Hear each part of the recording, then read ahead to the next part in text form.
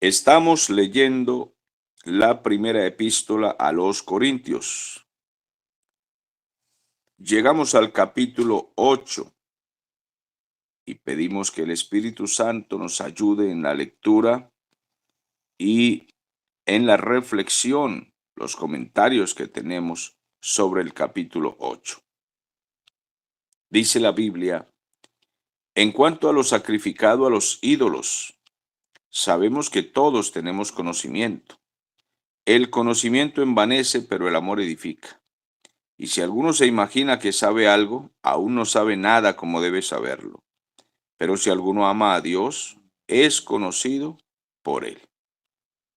Bueno, este pasaje comienza con un llamado de atención a la falta de amor que hay en las iglesias, por lo cual se discuten algunos puntos doctrinales que a veces no son de doctrina fundamental, sino de doctrinas generales. Se necesita conocimiento. En Corinto había gente con cierto conocimiento, pero se llenaban de vanidad y discutían contra los más débiles, avergonzándolos.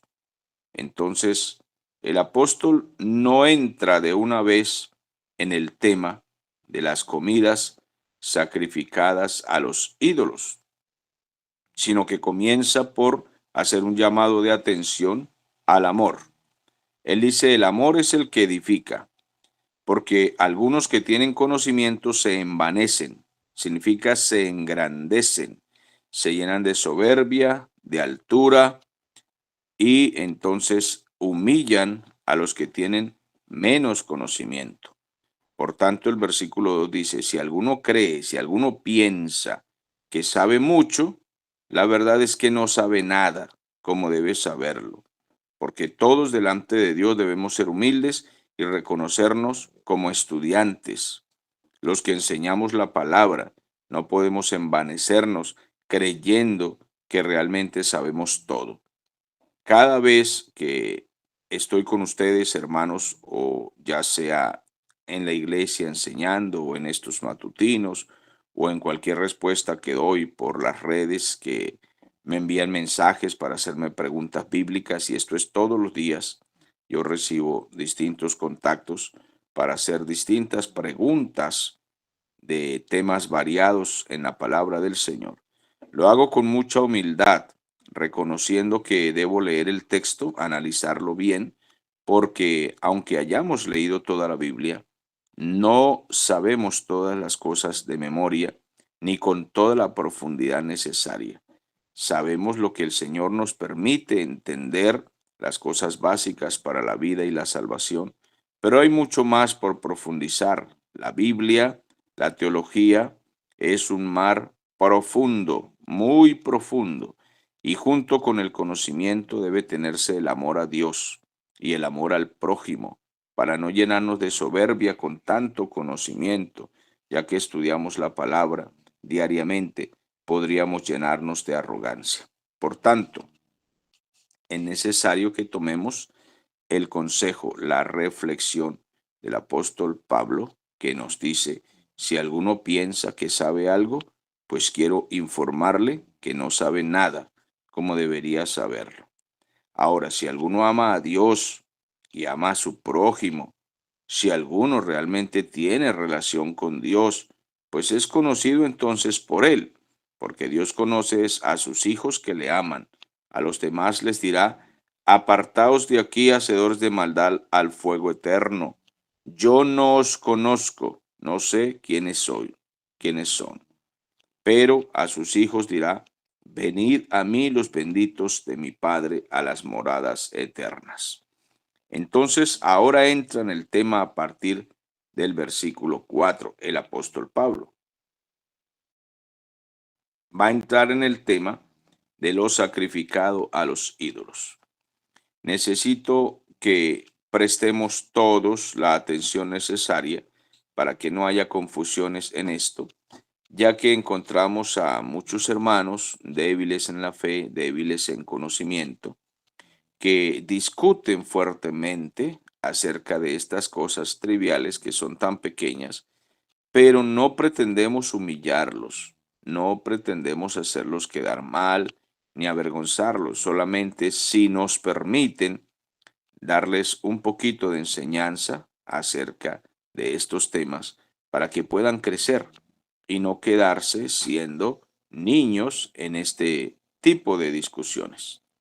Dice la palabra del Señor: acerca pues de las comidas, o sea, de las viandas que se sacrifican a los ídolos, sabemos que un ídolo nada es, o sea, no es nada en el mundo, no significa nada, porque solamente existe un Dios.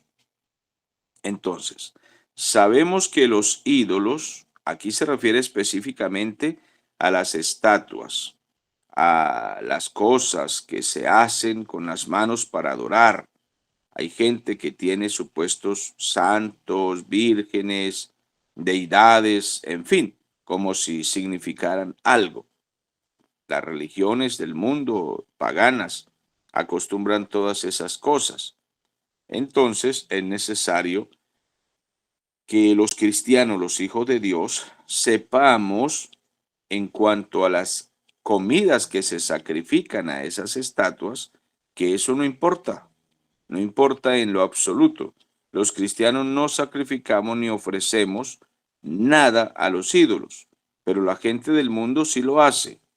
Los cristianos no deben asustarse por estas cosas, no deben impresionarse, porque a veces no son capaces de comerse un alimento tranquilos porque alguien les dijo que fue sacrificado en la feria de fulano de tal, del santo tal, del niño Dios o San Benito o cualquiera de la feria según la ciudad donde vivan, el país donde vivan, y piensan que si se comen esa comida se van a contaminar, ya no son cristianos, ya perdieron la salvación.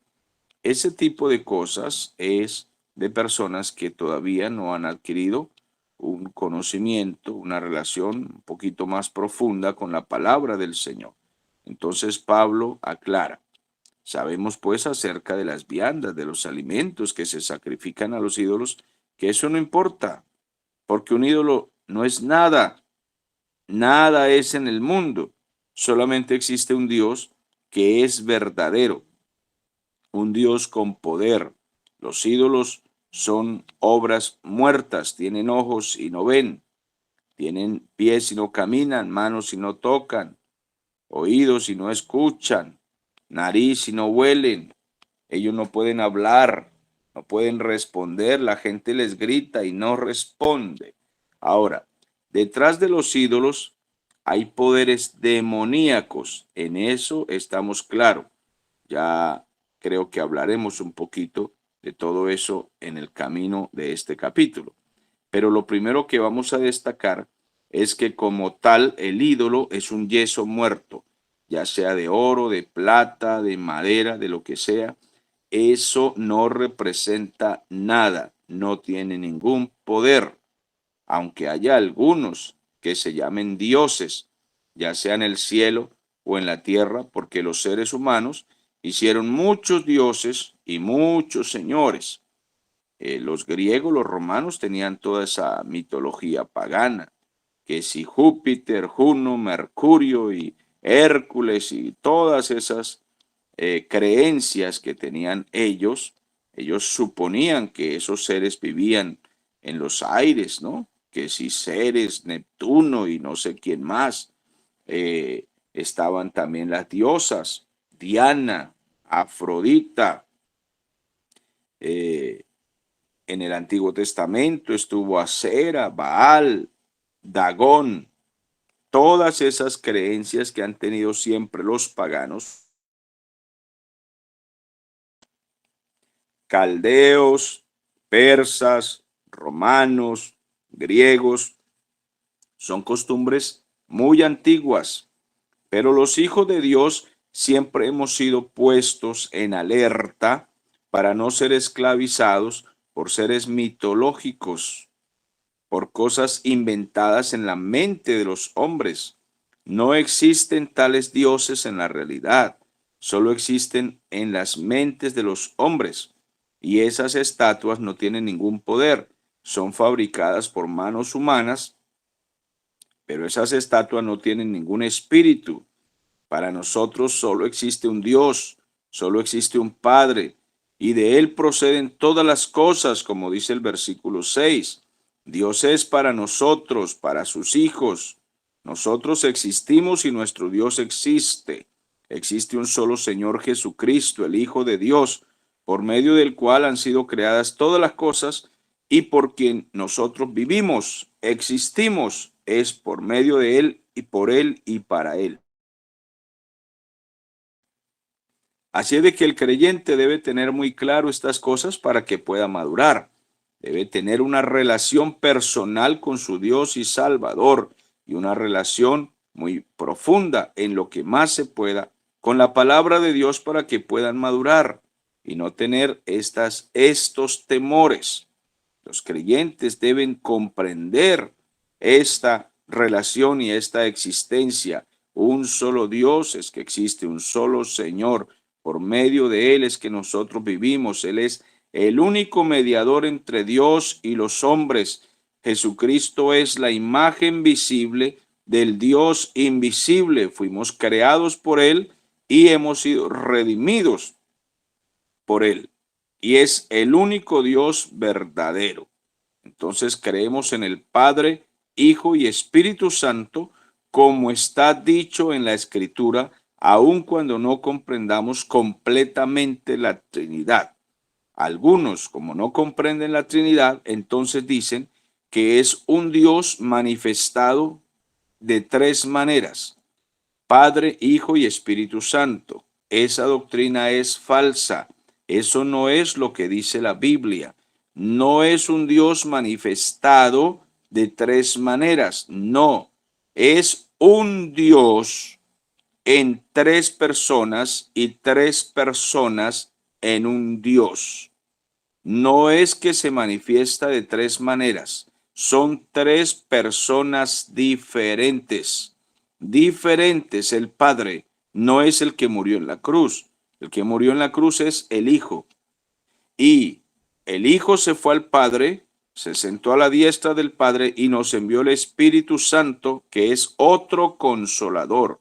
Tres personas distintas en la deidad en la cual nosotros creemos y adoramos. Ahora, el versículo 7 dice, pero, no en todos los cristianos hay este conocimiento.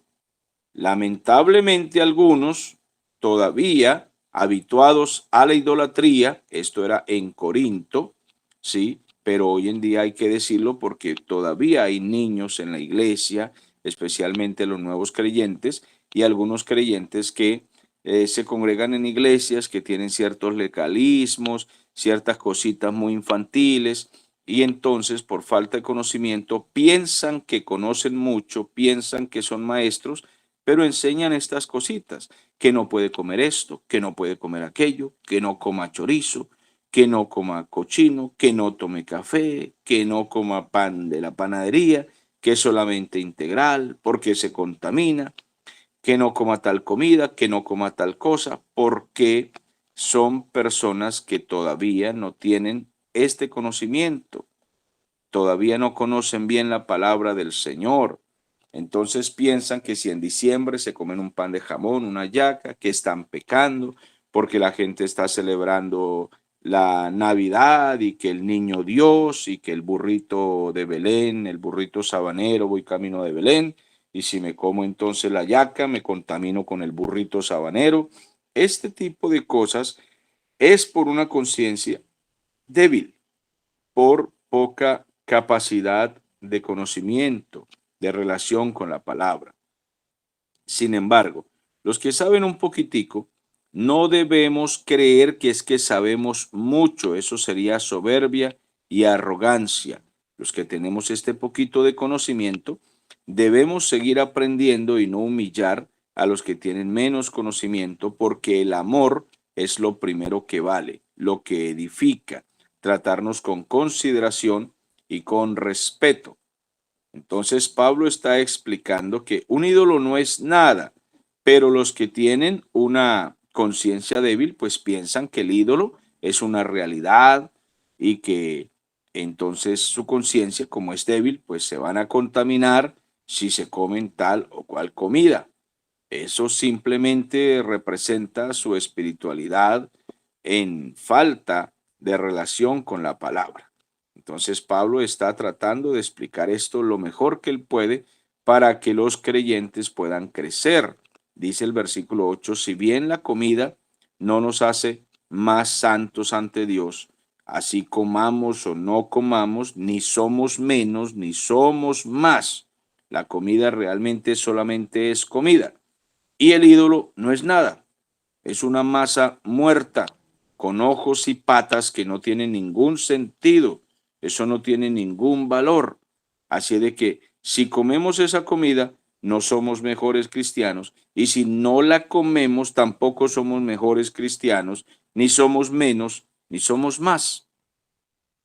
Ahora, el versículo 9 dice, pero procuren ustedes los que tienen conocimiento, que esa libertad no sea tropezadero para los débiles, porque hay gente que sí piensa que se va a perder, que va a perder las recompensas, por su debilidad, pues piensan que el Señor ya no los quiere, ya no los va a amar por haberse comido algo sacrificado a los ídolos, o por comer en diciembre, o por comer el Día de la Madre. Entonces, tengan misericordia de ellos, tengan misericordia de ellos. Si alguno de ellos que es débil, versículo 10, te ve a ti que estás sentado en la mesa el día de la fiesta pagana, en una mesa que ha sido dedicada a los ídolos, y tú que tienes conocimiento, comienzas a comer allí desvergonzadamente delante de ellos, pues entonces vas a hacer que ellos también coman de lo sacrificado a los ídolos. Esta es una especie de ironía que usa Pablo aquí, diciendo, pues el que es débil piensa que realmente está pecando y se va a comer esa comida y va a decir, bueno, si usted come, yo también como. Pero ¿qué va a suceder después?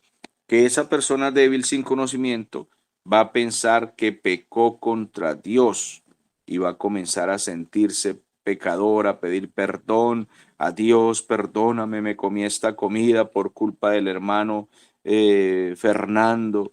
Él se la comió y me hizo comer a mí, me hizo pecar. Y entonces esa persona sí está pecando.